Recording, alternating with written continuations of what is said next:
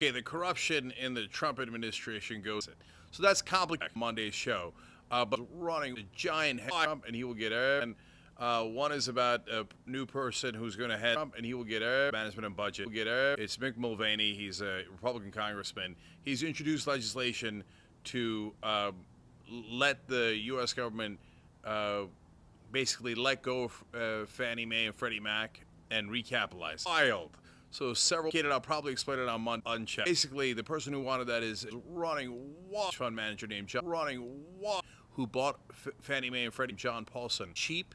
And the minute the government does that, he's going to make billions of dollars. He contributed $250,000 to Donald Trump, and he unchecked everything he wants.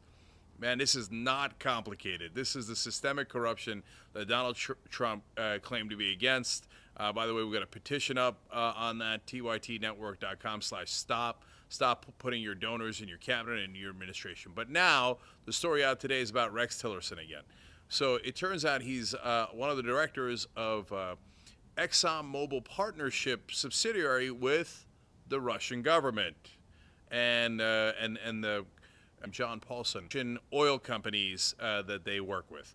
So he's on the board of this company called Exxon. John Paulson. So that's and guess where it is? In the Bahamas.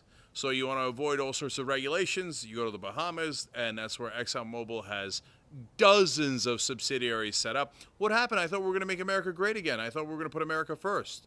It turns out, no, you're going to put as your Secretary of State a guy who regularly moves companies, subsidiaries abroad, mainly for tax and regulatory purposes, and to make sure he doesn't pay his fair share. So that's unsurprising.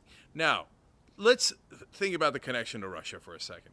People are like, well, how do you know that the Russians wanted to help Trump and Trump is paying them back? The evidence is right in front of you. It's so simple. So I'm not saying that the actual voting booths are hacked. There's no evidence of that. They should investigate that. We have a petition about that too, to verify the vote. And so look into that as well, and we'll have the link about that in the description box below as well. But guys, it's not complicated. Rex Tillerson is deeply connected to the Russian government. They had a $500 billion contract with the Russian government, ExxonMobil did. He's the CEO of ExxonMobil. That's $500 billion. And Obama had put sanctions on it. Putin wants to make sure that they go forward with that contract. So does ExxonMobil. Putin helps Trump. And then Trump says, oh, who do you want as Secretary of State? Hey, you know what? The number one guy that Russia would want as Secretary of State is Rex Tillerson. And the reason that Russia would want Rex Tillerson is super obvious.